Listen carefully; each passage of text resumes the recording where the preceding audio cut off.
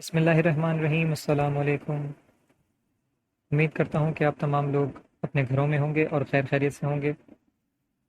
گفتگو کا آغاز کرنے سے قبل بارگاہ رب العزت میں دعا کرتے ہیں کہ پروردگار پوری کائنات کو اس عالمی وبا سے جلد از جلد نجات عطا فرمائے، تمام لوگوں کو اس وبا سے محفوظ رکھے، اور جو لوگ اس مرض کی لپیٹ میں آ چکے ہیں انہیں جلد از جلد صحت یاب فرمائے، آمین ثم آمین۔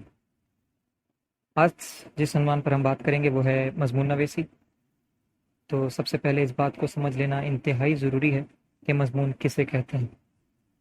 اردو زبان و قواعد جماعت ہفتون کی کتاب کے صفحہ نمبر 5 اور 6 پر مضمون نویسی کی مکمل وضاحت موجود ہے۔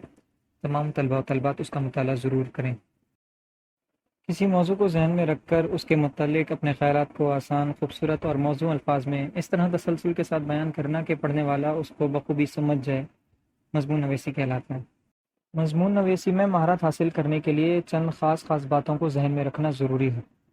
نمبر 1، مضمون لکھنے سے پہلے اس موضوع کے تمام اہم پہلوؤں کا ایک خاکہ ذہن میں بنا لیا جائے جس پر مضمون لکھنا ہے، یعنی مضمون کی تمہید کیا ہو اور کون کون سی باتیں کس ترتیب سے لکھی جائیں وغیرہ وغیرہ۔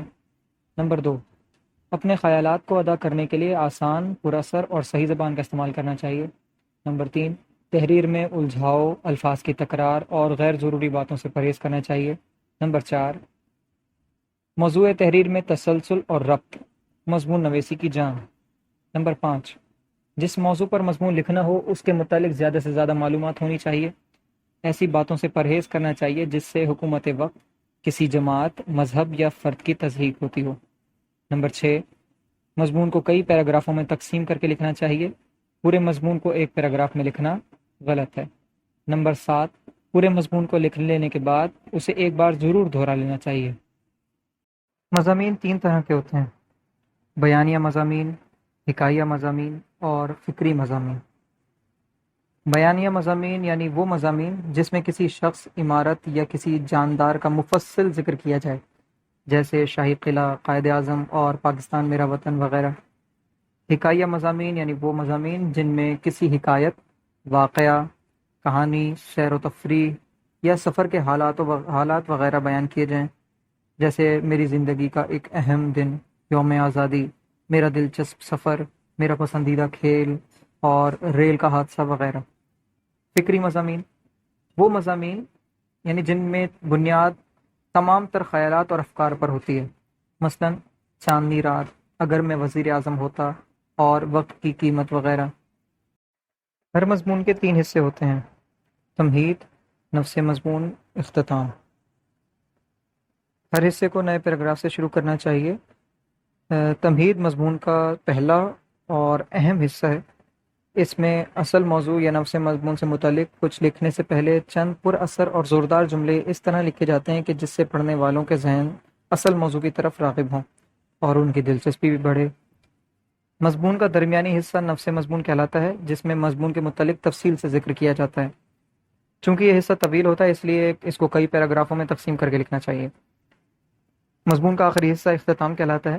اس میں مضمون نگار کو اپنے خیالات کا نچوڑ پر اثر انداز میں لکھنا ہوتا ہے تاکہ پڑھنے والا متاثر ہو اور آسانی کے ساتھ مضمون کے موضوع پر اپنی رائے قائم کر سکے یا اس سے کچھ نتیجہ اخذ کر سکے۔